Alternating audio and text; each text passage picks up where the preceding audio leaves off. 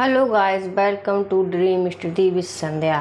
और आप सब कैसे हैं? आई होप आप सब बहुत अच्छे होंगे। पिछली क्लास में हमने संधि को देखा था। संधि को हमने समझाया था आपको कि संधि दो वर्णों के मेल से बनती है। जिस तरीके से समास दो शब्दों के मेल से बनते हैं, उसी प्रकार से संधि दो वर्णों के मेल से बनती है। ठीक है। संधि के हमने 3 भाग बताए थे आपको: स्वर संधि, व्यंजन संधि एंड विसर्ग संधि। स्वर संधि को हमने आपको डिटेल वाइज समझा दिया था और ट्रिक के साथ भी समझा दिया था।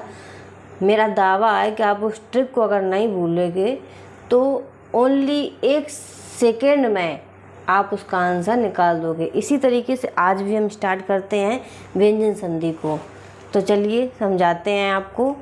व्यंजन संधि जब किसी स्वर या व्यंजन के जब किसी व्यंजन का किसी स्वर या व्यंजन के साथ मेल होता है, विकार उत्पन्न होता है या जो परिवर्तन आता है, उसे हम व्यंजन संधि कहते हैं। तो व्यंजन संधि में ओनली 6 फार्मूला हैं। अगर आपने याद कर लिए तो व्यंजन संधि आपकी कंप्लीट हो जाएगी।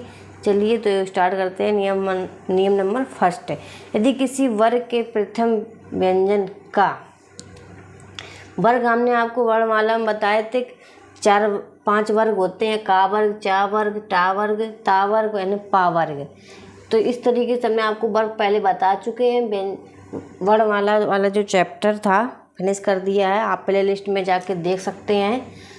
तो ये क्या कह रहा है, यदि किसी वर्ग के प्रथम व्यंजन का, जैसे का वर्ग है उसका प्रथम व्यंजन का होगा, चा वर्ग है उसका प्रथम व्यंजन चा होगा, जो ता वर्ग है उसका प्रथम व्यंजन ता वर्ग होगा।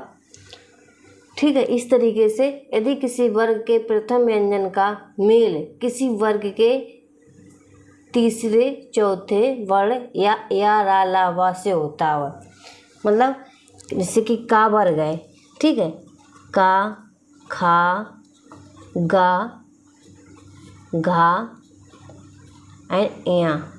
ठीक है। मान लो ये आ गया का, ठीक है, इसका मेल या तो तीसरे से हो या चौथे से, इसी के नहीं कोई भी वर्ग के हो, ठीक है, या तीसरे से हो या चौथे से हो, उसके साथ मेल हो, या किसी स्वर के साथ मेल हो, या रा ला वा के साथ मेल हो। ठीक है। तो तब उसी वर्ग जिससे मेल हुआ हो उसी का तीसरा व्यंजन हो जाता है। जैसे का मेल गा के साथ हुआ, अब इसी का ये चला जाएगा, का हट जाएगा वहाँ से, उसकी जगह ये तीसरा वर्ण आ जाएगा। ठीक, जैसे कि हम आपको एग्जाम्पल में समझा देते हैं। इसे लिखा है जगत धन ई से, ता है, ता वर्ग से मेल हुआ, ठीक है, आधा ता है, ठीक है, इसका मेल किससे हुआ? स्वर से हुआ। हमने क्या कहा, स्वर से हो सकता है या तीसरे चौथे वर्ग से हो सकता है या रा ला वा से हो सकता है। यहाँ पे स्वर से हुआ है तो ये ता यहाँ से हट जाएगा, ता वर्ग का तीसरा वर्ण क्या आएगा? दा। ठीक है, तो दा आ जाएगा और ई ये है तो इसमें लग जाएगी, तो हो जाएगा जगदीश। जगत धन ईस बराबर जगदीश। इस तरीके से आगे दिक धन गज। यहाँ का है वर्ग का पहला अक्षर आ गया, अब इसका मेल किससे हो रहा है? गा से, तीसरे से। ठीक है, तो ये गज, तो ये गज हो गया, ठीक है, ये दी भी हो गया, बचा ये आधा का, तो आधा का की जगह क्या हो जाएगा? आधा गा, तीसरा वर्ण आ गया। बस इस तरीके से, जैसे कि इसमें जग, ये तो हो गया जग, ठीक है, ये सा हो गया, जो ई है और इसका जो चेंज हुआ है उस पर चढ़ गई जाके। ठीक है, इस तरीके से नियम नंबर 1 हमने आपको समझा दिया। अब देखिए नियम नंबर 2। इसमें क्या होता है, यदि किसी वर्ग के प्रथम व्यंजन हमने आपको बता दिए का मेल या तो ना से हो या तो माँ से हो। ठीक है, ये 2 चीज़ ना या माँ से हो, तब उसी वर्ग का 5वां व्यंजन आ जाता है। ठीक है, 5वां व्यंजन कौन होगा? लास्ट वाला, तो जगत प्लस नाथ। ता यहाँ से हट जाएगा और ता का 5वां व्यंजन क्या होगा? ना। और ये नाद तो है ही, ये नाद यहाँ आ गया, जग है, जग यहाँ आ गया। जो ये ता है, ये ता हट के क्या चेंज हो गया, पाँचवें वर्ण में। पाँचवा वर्ण क्या है, ना।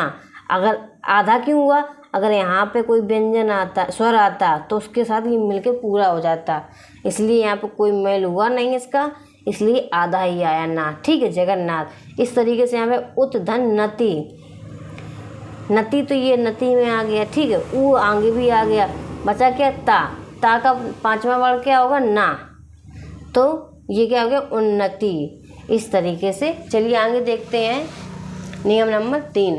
यदि ता का मेल हा से हो, ता आदि ता है, इसका मेल हा से हो तो ध ये आ जाएगा, आधा धा और धा। ठीक है, हो जाता है। और ता और हा दोनों ही हट जाते हैं। जिस तरह पिछले वाले में ता हट रहा था, आगे वाले में भी सब हट रहा था, उसी तरीके से हट जाते हैं।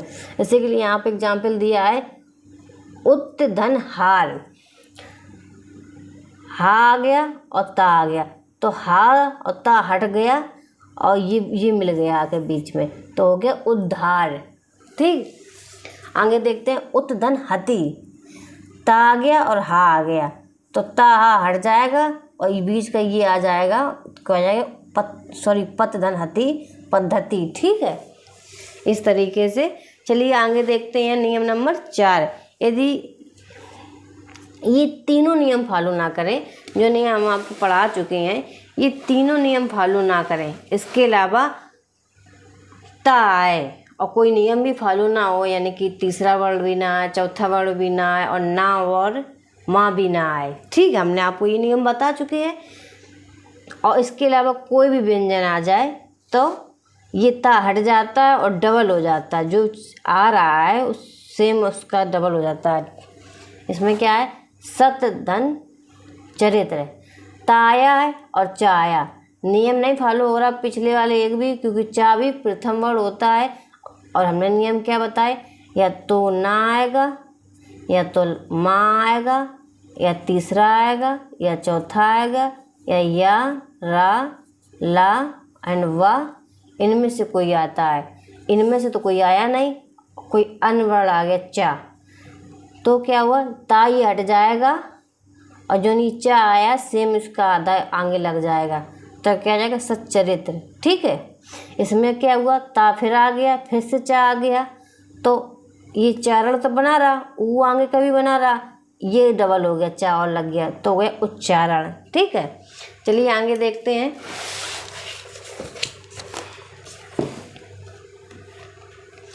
नियम नंबर 5। यदि माँ का मेल किसी व्यंजन के साथ हो, अभी तक क्या था, आगे कोई भी वर्ड हो उसका मेल माँ के साथ हो रहा था, पर अब की बार माँ का मेल हो रहा है, वो भी किसी व्यंजन के साथ, कोई भी व्यंजन हो सकता है, तो माँ हट जाता है और ये अंक की बिंदी आ जाती है। ठीक है, जैसे कि सम धन गम, तो माँ हट गया और गम ये है ही, सा है, माँ हट के अंक की बिंदी लगी तो हो गया संगम है।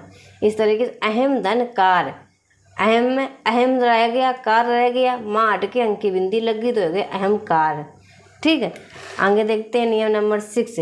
यदि किसी स्वर व्यंजन का मेल छा से हो तो उसके पहले आधा चा लग जाता है। मतलब क्या है, कोई भी चीज़ आगे हो उससे हमें लेना देना नहीं है, अगर पीछे मेल उसका छा छतरी से हो रहा है तो ये हट के आधा चा लग जाता है। सिर्फ ये इतना छा छतरी अगर आ रही है मेल में तो ये हट के चा लग जाता है। जैसे कि अनुधन छेद, तो मेल किससे हो रहा है, इससे मतलब ही नहीं है, कोई भी हो सकता है, व्यंजन भी हो सकता है, स्वर भी, उससे में लेना देना नहीं है।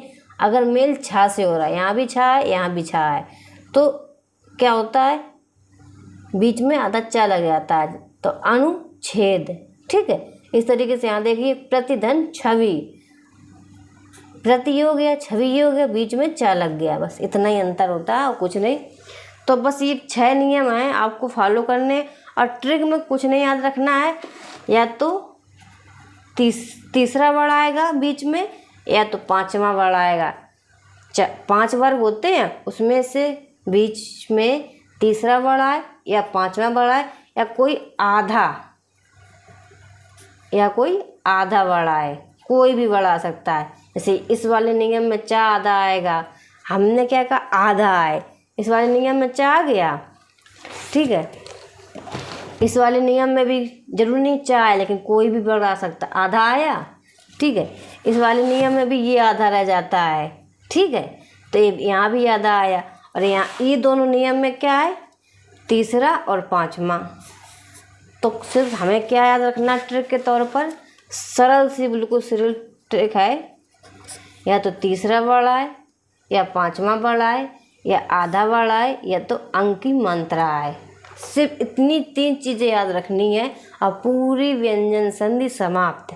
तीसरा वर्ड, पांचवा वर्ड, आधा वर्ड या अंक की बिंदी, व्यंजन समाप्त। कितना सरल है, लोग इसको हवा समझते हैं, बिल्कुल डरते रहते हैं कि व्यंजन संधि बहुत कठिन है, इससे सरल तो स्वर्ग संधि है, पर ऐसा कुछ नहीं है, ठीक है। चलिए, तो आज का टॉपिक यहीं समाप्त करते हैं। बहुत बहुत धन्यवाद।